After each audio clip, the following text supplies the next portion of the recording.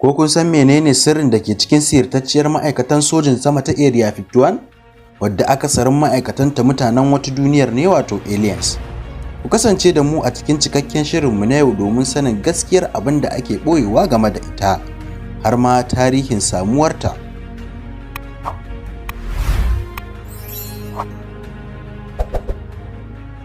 Indian Spring Airport Auxiliary Field, wadda aka gina a shekarar 1951 bayan gama yakin duniya na biyu a matsayin filin saukar jirage na gaggawa. Sai dai a tsakankanin shekarun 1953 zuwa da 5 bayan lafawar ƙurar yakunan duniya, Indian Spring ya rikide zuwa Area 51 tare da mamaye girman kilomita 12,950 a square. Area 51 dai na nan a kusa da kogin Gurum arewa da Nevada, kuma tana ƙarƙashin kulawar ma'aikatan sojin sama ta Edward da ke America. Sirrin da ke kunshi a cikin Area 51 ya kasance abin da hatta masu shugabancin ƙasar America ba su san shi ba, ballantana mutane gama gari. Sai dai muna da rahotanni daga wani tsohon ma'aikacin da ya yi aiki tare da Area 51 wanda za ku ji a nan gaba. Area 51 na ɗaya daga cikin wuraren da aka keɓe shi daga kusantar mutane, kuma yana da tsatsauran tsaron da ya kai ko da ƙwaro ba a barin shi ya gifta ta da'irar. Wannan na faruwa ne bisa aikin jami'an Area 51 waɗanda suke ɗauke da makamai ajin farko a zamani da haɗin gwiwar kyamarori masu idan mujiya kimanin 70,000 da suke iya gano abu mai nisan kilomita 200 daga inda suke, tare da jiragen zagaye na sama. Duk da wannan tsaro da ke lulluɓe da Area 51, akwai mutanen da ke iya sadaukar da rayuwarsu wajen ganin abin da ake ɓoyewa a ma'aikatar. Domin jami'an Area 51 kisa suke yi kai tsaye daga darar sun ga wanda na'ura bata aminta da shi ba, kuma babu abin da hukuma za ta yi ko kotu a kai. Kai hatta da ma'aikatan Area 51 ba a ba su damar shiga da mota ko a ƙafa ba, sai dai a ɗebo su a jirgi mai shaidan na'ura daga makarin airport zuwa cikin Area 51. Sai dai duk da waɗannan maganganu da suke fita game da Area 51, gabaki ɗaya gwamnatin Amurka ba ta yarda da samuwarta a hukumance ba. Sai a 23 ga watan Julin shekarar 2013, gwamnatin Amurka ta sa hannu game da tabbatuwar wanzuwar hukumar. US Navy has confirmed that UFOs are indeed real. Bari mu dawo asalin shirin namu. Sirrin da ke cikin Area 51 yana kan wuyan wasu turawa da ake kira da MJ-12. waɗanda ke yin komai domin ɓoye bayanan da ke nuna bayyanuwar mutanen wata duniyar wato aliens.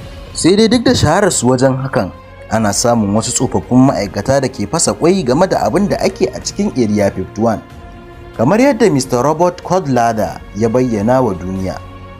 Codlader ya kasance ma'aikaci a Area 51 wanda suke kwafar ƙirar mutanen wata duniyar da jiragen su. Ya tona asirin cewa Area 51 wuri ne da ake kira da naɗar bayanai game da bakin wata duniyar da jiragen su, kuma akwai mutanen wata duniyar da ke aiki tare da ma'aikatan Area 51 a ƙarƙashin ƙasa, tare da sashin da ake bincikar su da kwashe bayanan basirar kawunan su a mai da su zuwa kimiyya. A tunanina tabbas akwai ƙanshin gaskiya game da maganar robot, domin kuwa akwai mamakin a ce cikin ƙanƙanin lokaci, tun daga lokacin da jirgin Alias ya faɗo duniyarmu a cikin shekaru 20, muka samu kimiyyar da har muke iya sarrafa iska da amfani da hasken rana, bayan a da ko da amalanke ba mu iya kerawa ba. Bayanan robot na nuni da duk kimiyyar da ake samu a yau tana da alaƙa ne da fasahohin mutanen wata duniyar waɗanda suke aiki tare da MJ-12 ko kuma ma'aikatan Area 51 wajen samar da fasaha a yau, ciki ma har da ilimin chemistry da element, kai har da chemical ɗin da ake sarrafa shi a matsayin magunguna da dama. Tabbas a maganar Lada akwai ƙanshin gaskiya, domin ba shi kaɗai ke da'awar waɗannan abubuwa ba, har da wasu manya da aka tabbatar da alaƙarsu da Area 51. Sai dai duk wanda ya ƙoƙarin tona sirrin da ke cikin Area 51 ƙasƙanta yake, kamar yadda masu bawa Area 51 suka ƙaryata Lada da cewa ai shi mahaukaci ne baki ɗaya. To wai idan ƙarya ne abin da Lada ya faɗa, to a fito a bayyana wa duniyar gaskiyar mana. Sirrin da ke kunsha Area 51 kenan na mutanen wata duniyar wato aliens, wanda yake jan hankulan masu bincike da dama. Mun gode da kallon bidiyon mu har ƙarshe. Ku danna mana like, subscribe da share idan ba ku yi hakan a baya ba. domin hakan ne zai ba ku damar samun sabbin bidiyoyinmu na al'ajabi da mun dora. Mun gode ana tare. Duniyar Al'ajabi 24 TV ta ku ce a koda yaushe.